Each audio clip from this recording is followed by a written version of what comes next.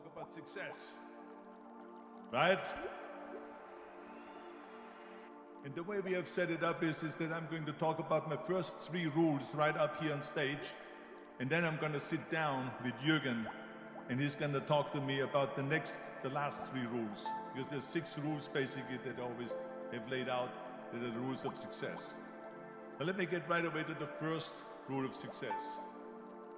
The first rule of success is to have a vision. You see, if you don't have a vision of where you go, and if you don't have a goal where you go, you drift around and you never end up anywhere. It's like you can have the best ship in the world, you can have the best airplane in the world. If the pilot or the captain doesn't know where to go, it would just drift around. It would not end up anywhere, or most likely in the wrong place. So I was very fortunate that I stumbled onto my vision. I mean, as you know, I was born in 1947 in Austria after the Second World War. And I didn't really like Austria when I grew up. I couldn't wait to get out of there. I couldn't see myself becoming a farmer or a worker in a factory or anything like that. Even though my parents wanted me to stay there and have a normal life. My father wanted me to become a police officer like he was. My mother wanted me just to stay there and marry a girl with the name of Heidi, hopefully, and have a bunch of kids and run around like the Van Trapp family in The Sound of Music.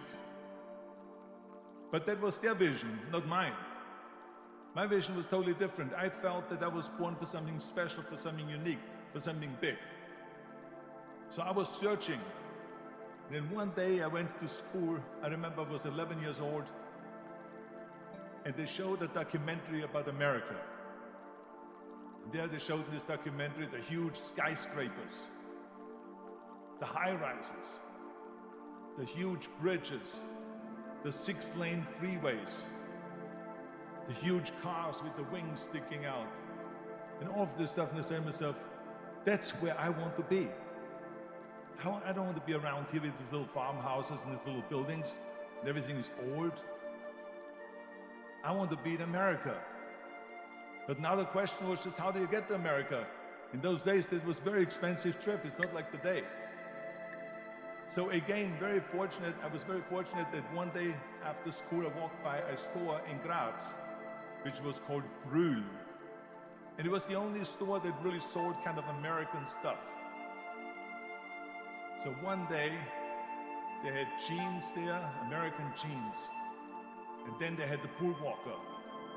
Then they had an expander, and some barbells and some dumbbells and an exercise bench in the window. So I went inside and I looked around and I looked at this stuff, and then I saw a magazine. I saw a bodybuilding magazine that had Reg Park on the cover. Reg Park was then a 3-time Mr. Universe. And I saw him on the big screen as Hercules. And on the cover it said, how Reg Park, Mr. Universe, became the Hercules star. That's what the cover story was all about. So I looked at the cover and I said to myself, I got to get this magazine. So I bought the magazine, I took it home and I read it over and over from the front page to the back. It had everything in there, how he trained, how he was working out in Leeds, England, in a factory town, how he worked out every day for 3-4 hours and became the strongest man of Europe, and how he won Mr. Europe and Mr. Great Britain, and then eventually Mr. Universe, and how he won the 2nd Mr. Universe and the 3rd Mr. Universe, and how he was discovered to play the starring role in Hercules. I read that and I said to myself, wow, this is the blueprint for my life. This is exactly what I want to do. I want to become a bodybuilding champion just like Reg Park. I want to get into movies just like Reg Park. And I want to make millions of dollars and be rich and famous just like Reg Park.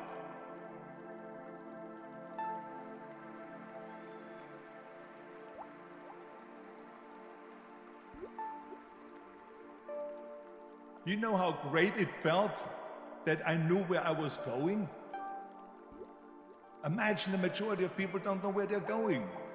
I knew where I was going, that I'm going to become this bodybuilding champion just like him. So it was just a question of how do you do it? I was so relieved, because when you have a goal, when you have a vision, everything becomes easy. Because remember that in America, for instance, when you study, you will see the percentage of people that like their jobs. 74% hate their job in America. Now, there is not much different when you come to Europe. The majority of people don't like what they're doing, because they're really not doing it because they didn't have a goal and they followed this goal. They just aimlessly drift around, and then all of a sudden there's a job opening, so they get their job, because you have to work. But then when you work, it's a chore. It's work. It's not fun. So if you think about, only a quarter of the people really enjoy what they're doing in life. That is unbelievable if you think about it. So I felt so blessed that I knew what I was doing. It's like a medical student that studies and knows he wants to become a doctor. You know where to go. So I knew where to go. So people always ask me, when they saw me in the gym in the pumping iron days, they say, why is it that you're working out so hard? 5 hours a day, 6 hours a day, and you have always a smile on your face. The others are working out just as hard as you do, and they look sour in the face. Why is that? And I told people all the time, I said, because to me, I'm shooting for a goal. In front of me is the Mr. Universe title.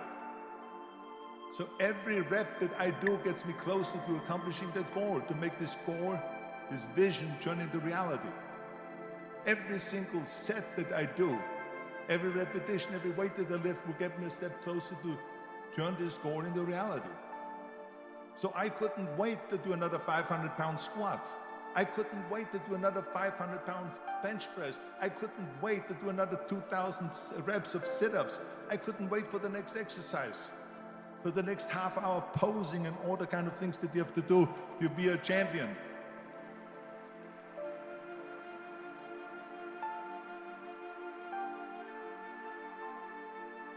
I felt so great knowing where I was going, and I tell you, it worked.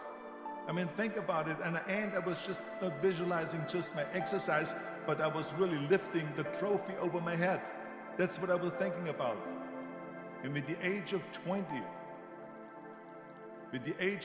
I went to London and I won the Mr. Universe contest as the youngest Mr. Universe ever.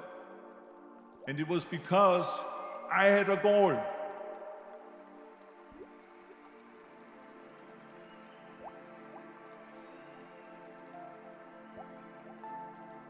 And this is no different than anything else, what I'm talking about. This is not just about bodybuilding.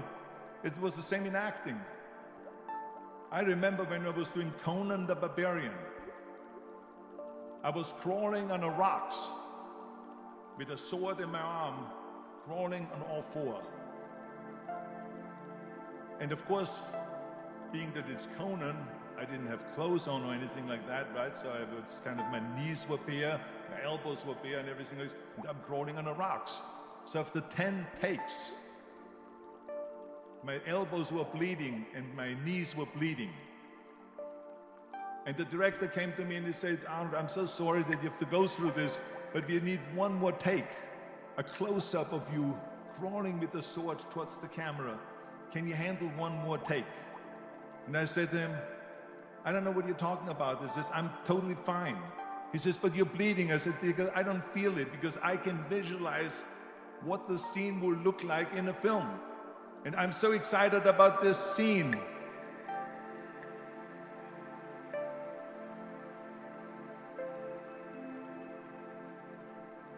I was visualizing crawling up behind Thulsa Doom, which was played by James Earl Jones. Crawling up behind Thulsa Doom with the sword slowly, and then rising up behind him and whack, cutting his head off. And the head spins in the air slowly with blood all over the place. and slowly falls down the steps and rolls down the steps. And his body slowly falls sideways. That was what I was visualizing, and that was very important because he, in the movie, killed my parents, killed Conan's parents. And that was revenge. And he always said that flesh is stronger than steel. And I wanted to prove to him that no, steel is stronger than flesh. And so I had this in my mind. And so this is why it didn't matter if I had to do another 50 takes or 100 takes, no matter how much I bleed on my elbows or my knees. I saw that vision of the perfect scene, and it was an important scene, and I would do it over and over again until we got it.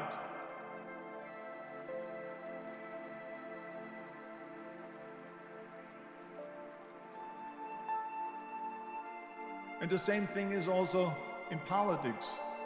I remember that in politics, I had a very clear vision that I will be the leader of California. This is as far as I could go because I was not born in America, so I could not run for president. So being the governor of the fifth largest state, I should say the largest state, the fifth largest economy in the world, was for me really the ultimate title, the ultimate accomplishment in politics. So even though people came up to me and says, why don't you go and run for something smaller, you're never gonna make it. I ran for governor, and then 2 months later I became governor of the state of California. Again, because I had a very clear vision what I'm gonna do with California. So let me tell you something, visualizing your goal and going after it makes it fun. You've got to have a purpose no matter what you do in life. You've got to have a purpose. So that's rule number one, have a vision. Rule number two is, don't listen to the naysayers. Don't listen to the naysayers.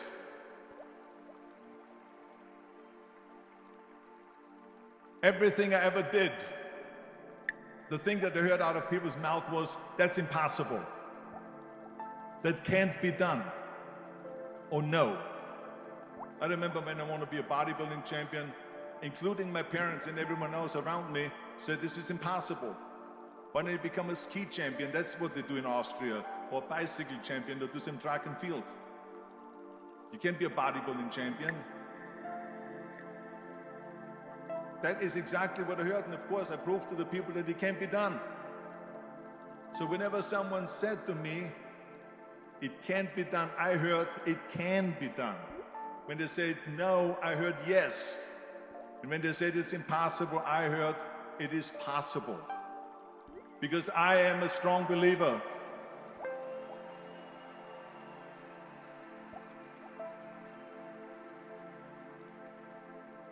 I'm a strong believer of what Nelson Mandela said, that everything is always impossible until someone does it. Well, I'm going to be the one, I said to myself, I'm going to do it and I'm going to show it to them. Maybe it has never been done before. That's perfectly fine with me. But I'm going to do it. And I did not listen to the naysayers.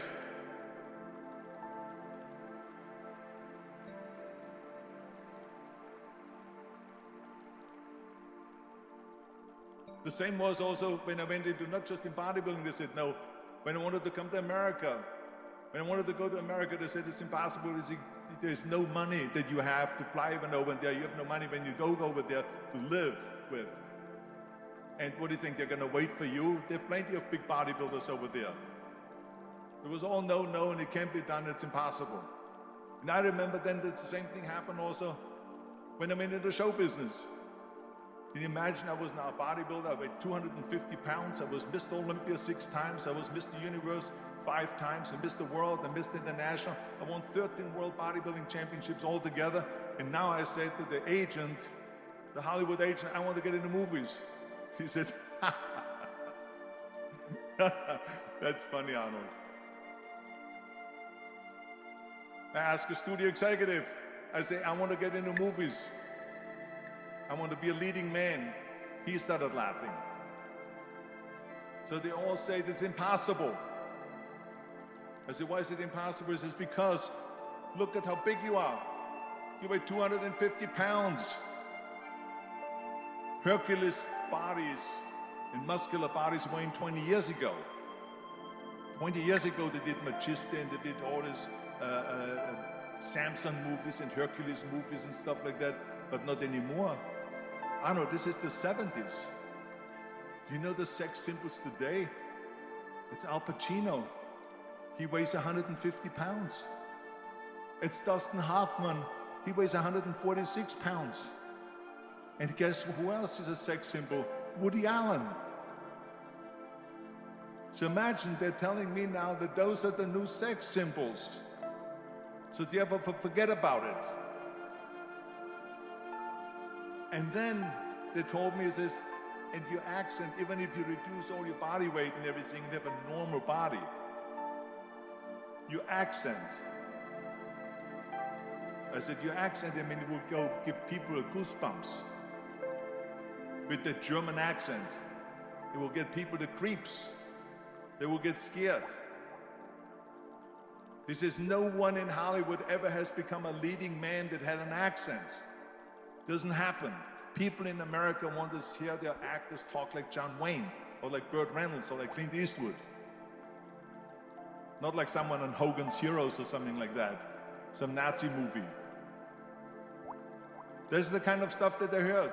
They said, no, you see, it's impossible. And plus your name who can pronounce Schwarzenegger or something like that. No one can pronounce that, so forget about it, Arnold. This is the kind of thing that I heard. Imagine, you go from studio executive to studio executive, from agent to agent, from manager to manager, and they all said exactly the same thing. Now that's very encouraging, isn't it? But you know something? I didn't give a shit. I didn't.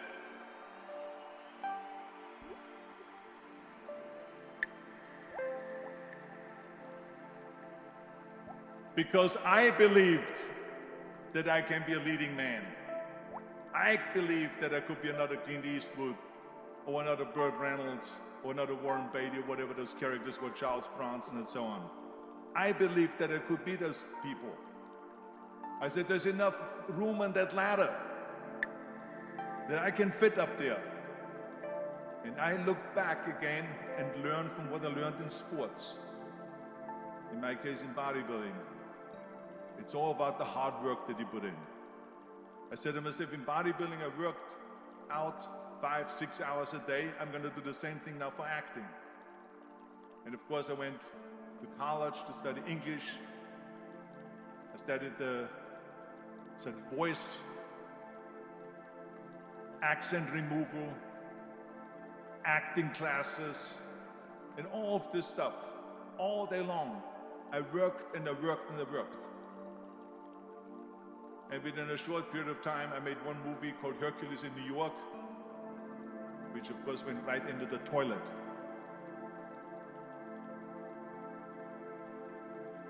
But it didn't discourage me. I still had the same vision. And then all of a sudden I did Streets of San Francisco. I did Stay Hungry and Pumping Iron and The Villain. And then all of a sudden I was asked by Dino De Laurentiis and by Universal Studio, biggest studio, to star in Conan the Barbarian. And after I did Conan the Barbarian, the director at the press conference said to the press, the director was John Milius. He said to the press, if we wouldn't have had Arnold, we would have had to build one. So think about that.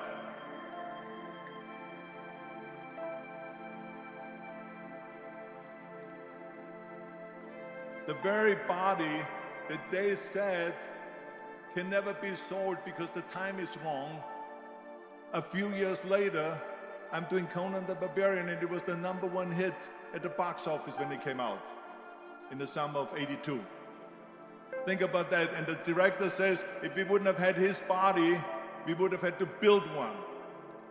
So all of a sudden, my body became an asset, not a liability.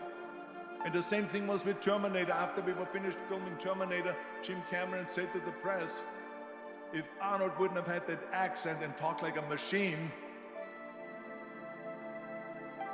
I think the movie wouldn't have worked. So think about that. The body and the accent that they attacked was an asset.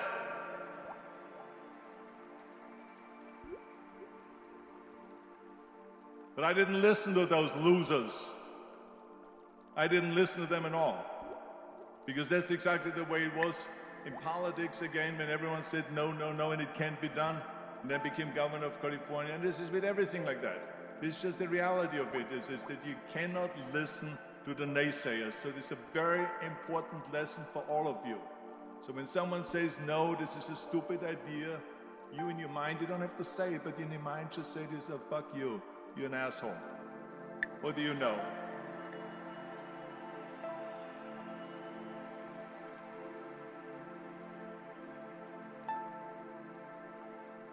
If I would have listened to the naysayers, from bodybuilding to show business to politics, I would not be standing here today talking to you. I would be in Austria in the Alps yodeling. That's right. I would be in Austria still left yodeling. That's what I would be doing, exactly. So this is why I say don't listen to the naysayers. And the next thing, the third point that I'm going to make to you is, before we sit down with Jürgen and talk about the rest of the three, is work your ass off. There is no magic pill. There is no magic out there.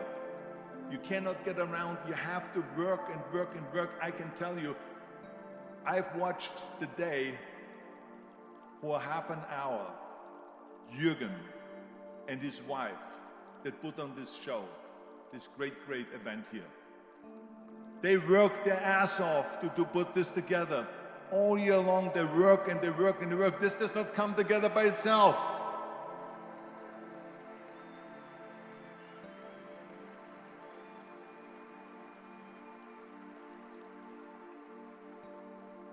For half an hour they were running around and making phone calls and doing this and that and talking to their aides and make sure this is happening, make sure there's the water out there.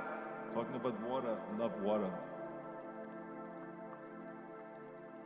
Make sure of this and make sure of that and all that stuff. So it's work. And it drives me crazy when people say they don't have enough time to go to the gym for 45 minutes a day and work out. Or to do something for 45 minutes to an hour a day to improve. If it is physically improve or if it is mentally to improve. Imagine you read 1 hour a day about history. How much you will learn after 365 hours in 1 year. Think about if you study about the history of musicians, of composers, how much you would know. Imagine if you would work on a business, on some business that you want to develop every day for an hour. Imagine how further along you will go and get. So it drives me nuts because we have, when people say we don't have the time, we have 24 hours a day. We sleep 6 hours a day, so that gives you still 18 hours. Now there's someone shaking their head out here in front. They say probably, I don't sleep 6 hours, I sleep 8 hours, right? Or just sleep faster.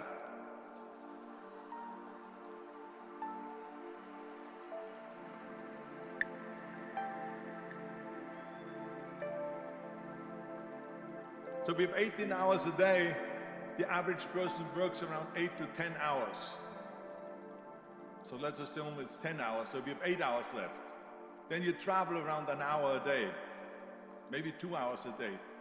So now you have still 6 hours left. So what do you do with these 6 hours? What do you do with these 6 hours? Then we eat a little bit, then we schmooze a little bit, talk a little bit to people and all that stuff. But you can see how much time there is available if you organize your day. So you got to work hard. I mean, let me tell you something. When I went to America, I went to college. I went and worked out 5 hours a day. And I was working on construction. Because in those days in bodybuilding, there was no money. I didn't have the money for food supplements or anything. So I had to go to work. So I worked on construction. I went to college. I worked out in the gym and at night from 8 o'clock at night to 12 midnight, I went to acting class 4 times a week. So I did all of that. There was not one single minute that I wasted. And this is why I'm standing here today.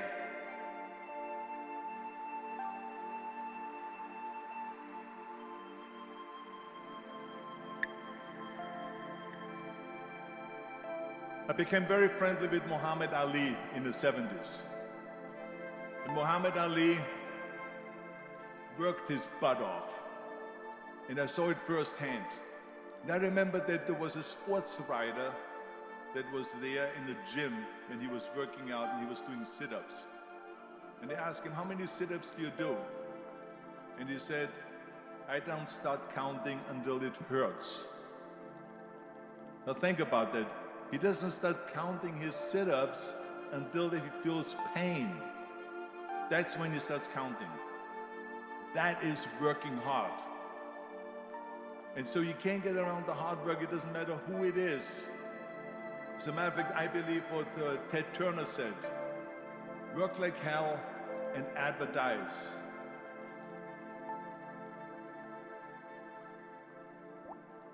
You get it? Work like hell, go to bed, and early to rise, work like hell and advertise. So you work your ass off, and then you let the world know about your work. That's what it is all about. Let people know if you have a company, if you have a movie, if you do sports, work your ass off, but then advertise and let everyone know. So this is what it's all about. So anyway, so those are the 3 main rules that I have here for you today, right here. And then the rest of it we talk about when we sit down now. I think that Jürgen said he's going to pull out some chairs, then we're going to talk about the other one, which is of course... Okay. Ja, lieber Arnold, du hast uns jetzt 3 deiner Erfolgsregeln schon einmal mitgeteilt, aber ich weiß aus verschiedensten Vorträgen, die ich von dir schon gesehen habe, dass es dann noch ein paar wichtige gibt, nämlich wie wichtig ist dieser Plan B, wo viele sagen, man braucht einen Plan B, man braucht einen Plan B, ein Plan reicht nicht aus, du musst auch auf Nummer sicher gehen. Was sagst du dazu? Well, I hate Plan B. And I tell you why. Because we have so many doubters, as I've said earlier, the no-sayers. We have so many of those people that say no and you can't do it, that's impossible. That is okay because we just turn off, as I said earlier, and we listen and we hear the no being a yes. You can't do it, you can do it, and all of that. So that is possible to do that amongst all the negative people around you. But when you start doubting yourself, that's very dangerous. Because now what you're basically saying is that if my plan doesn't work, I have a fallback plan, I have a plan B. And that means that you start thinking about plan B, and every thought that you put into plan B, you're taking away now that thought and that energy from plan A.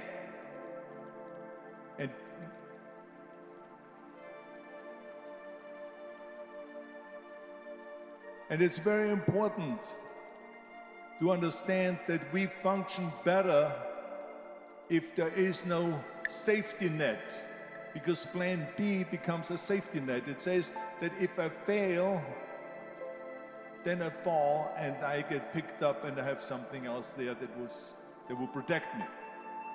And that's not good, because people perform better when there's no safety net. People perform better in sports and everything else if you don't have a plan B. I'm telling you, I've never ever had a plan B. I made a full commitment that I'm gonna go and be a bodybuilding champion. I made a full commitment that I'm gonna be in America. I made a full commitment that I'm gonna get into show business and I'm going to be a leading man. No matter what it takes, I will do the work. I will do the work over and over and over until I get it. And the same was in politics and everything like that. So to me, it is very dangerous to have a plan B, because you're cutting yourself off from the chance of really succeeding. And the reason, one of the main reasons why people want to have a plan B is because they are worried about failing. What is if I fail, then I don't have anything else?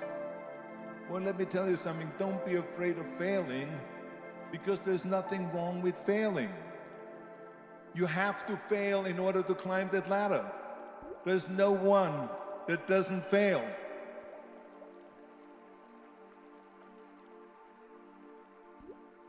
Michael Jordan said in one of his interviews, when they said, "You're unbelievable, you're the greatest basketball player of all times."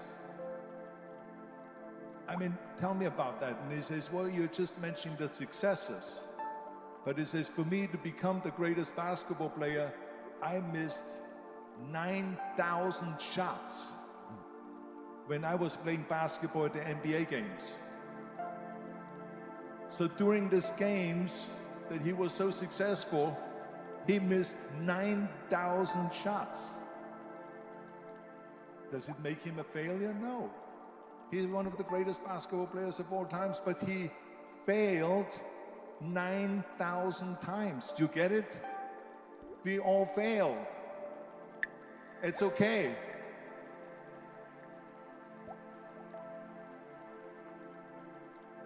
What is not okay is that when you fail, you stay down. Whoever stays down is a loser. And winners will fail and get up, fail and get up, fail and get up. You always get up. That is a winner. That is a winner. I failed in bodybuilding. I lost bodybuilding competitions. I lost powerlifting competitions. I lost weightlifting competitions. I had movies that went in the toilet and that were terrible and got the worst reviews. And in politics, I remember I had many of the initiatives on the ballot, and we lost. My approval rating in California went down to 28%, and then it went back up again, and they won again the governorship. Hey, we all lose. We all have losses. This is okay, and this is why I say don't be worried about losing, because when you're afraid of losing, then you get frozen. You get stiff, you're not relaxed. You got to be, in order to perform well in anything, if it's in boxing or if it is on your job or with your thinking, is only happening when you relax. So relax. It's okay to fail. Let's just go all out and give it everything that you got. That's what it is all about. So don't be afraid to fail.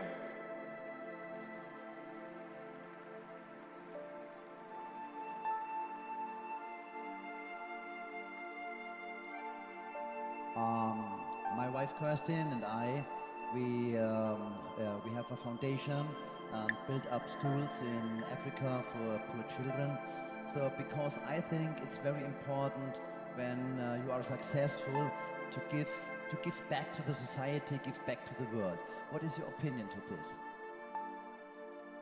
I absolutely agree, and I think this is one of my 6 rules to success. You can only feel complete as a person if you think about what can you do for your fellow member around you that maybe needs help. I felt like that everyone has a different motivation why you get into that.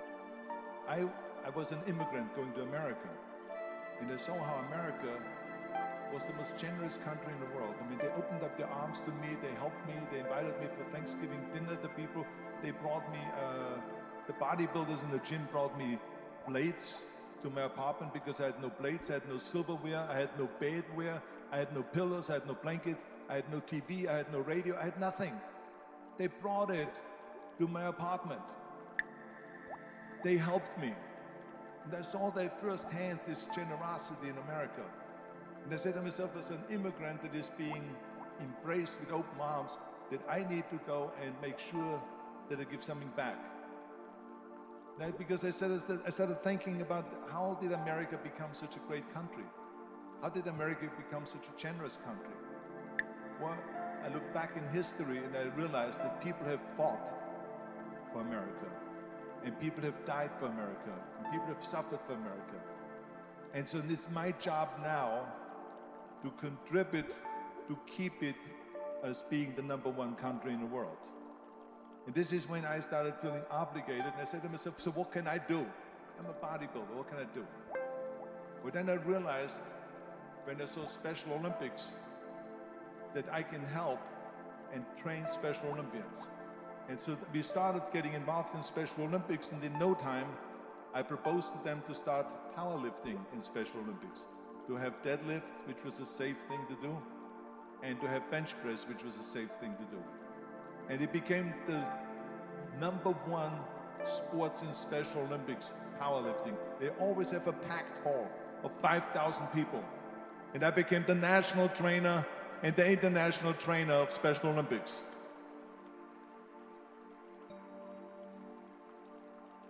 And I tell you, I felt so good.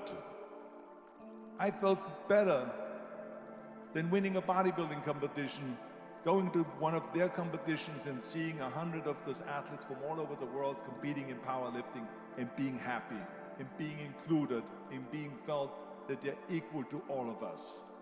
It was the most unbelievable feeling, and this is why I got so excited about it, that then after that, I started, going around to military bases in America and training our military personnel. Because in those days, bodybuilding and weight training wasn't popular. Now it is. Now when you go to Iraq, to Baghdad or something like that, and you see the American soldiers train, they have the biggest facilities. It's like this dome here. This is how big the training facilities are now. So it all changed. But in those days, it wasn't popular at all. So I went from military base to train the soldiers and the sailors and the airmen and all of them. And it made me feel good again. And then after, when I met President Bush, then Vice President Bush, and we traveled around to campaign, he asked me what I want to do, and I said, I would like to be a fitness leader in America. I would like to be the chairman of the President's Council on Physical Fitness and Sports. And then when he became president, he appointed me to that. And so now I really was able to travel through all 50 states and promote health and fitness. The more I got into that, the more I realized how good it feels to give something back. And that's when my idea came about after-school programs, because after school, when I traveled to all the schools to train the students, I saw there was a huge gathering of students after the school was over outside the school. And I asked the school principal, what are all the students doing? And he said to me, Arnold, you have to understand that 70%, that the kids in our schools, they come from parents where 70% of the parents are both working. So therefore, there's no one there picking them up. So that's got me the idea to start after-school programs, to keep those kids in school while the parents are working, and to offer them homework assistance, tutoring, sports and fitness programs and arts programs, music and painting and so on. And it became a huge success.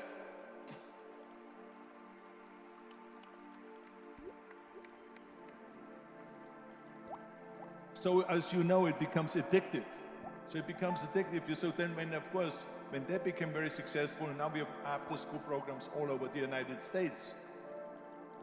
Then, of course, when 2003 happened, where there was a governor's race in California, I said to myself, now is my chance to jump in there and to really give everything. And people said to me, are you crazy to run for governor? When you're governor, he says, you cannot go and make movies anymore. I said, well, duh. I mean, I know that you can't run the state and make movies. Of course not. He says, well, you would lose all these millions of dollars. I mean, you're getting 20, 25, $30 million a movie, you will lose that. I say, I don't care. I say, all the money that I made is because of America. My success is because of America. Everything that I've accomplished is because of America. I say, so for me now to give something back for 7 years and not to make money makes no difference to me. I say, I'm going to do it. And I jumped in the end of the race and did it. And let me tell you something. I'm not poor because those 7 years I didn't get paid. I'm perfectly fine, and it made me feel good that I could give back to America.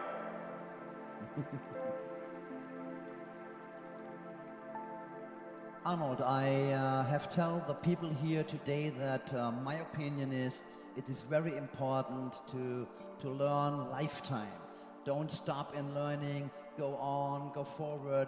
And what do you think about learning? What do you think about to have a coach? Is it important to have a coach? Is it important to have someone who can tell you what you are doing, who can help you? What is your opinion to this? Well, I think that every day we are benefiting from someone helping us. That's why I said earlier, there's no such thing as a self-made man. I mean, when you think about it, you're born and you need your parents to raise you. You need your teachers to teach you. You need your coaches to do sports. And so when I think about back of the people that helped me, as a matter of fact, one person, where's my friend here, Albert Busek? Is he sitting here somewhere? Where is he sitting? Albert Busek, come on out here for a second. Come on out here for a second.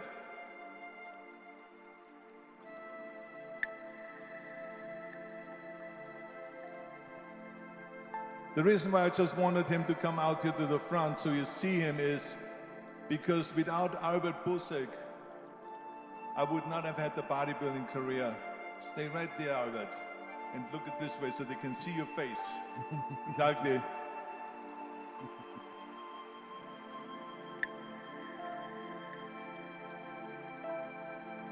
Albert Busek was the one, for instance, just to give you an example, out of the thousands and thousands of people that helped me, Arnold Schwarzenegger was one of them that helped me to translate into English so I could fill out my entry form for the Mr. Universe contest. And then he flew with me to London to the Mr. Universe contest. He gave me the opportunity to come to Munich and to be the trainer in a gymnasium on the Schillerstraße 36. It was a fantastic gymnasium. He was an extraordinary friend. They took thousands and thousands of pictures since then and helped me in every one of the competitions and everything, was a huge supporter. But this is the kind of people that you need. We need help. We need help.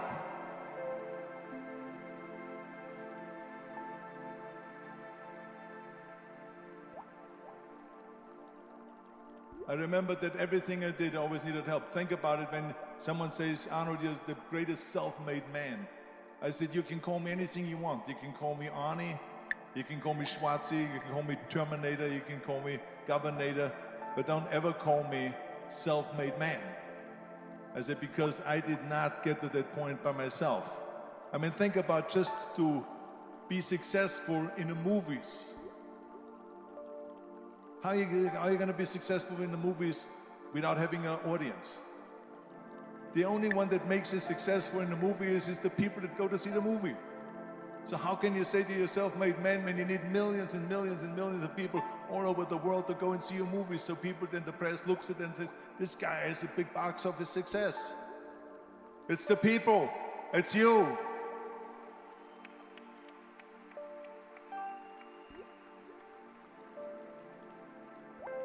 Imagine if Jürgen and I both think that we're self-made people and this hall right now is empty. No one here. Do you think this will be a successful conference? No. Who makes it successful is not him and me. We are just one little molecule that is added to the equation. But you are the ones that make this conference a successful conference. So thank you, all of you, for being here today. You are the ones that is making it big.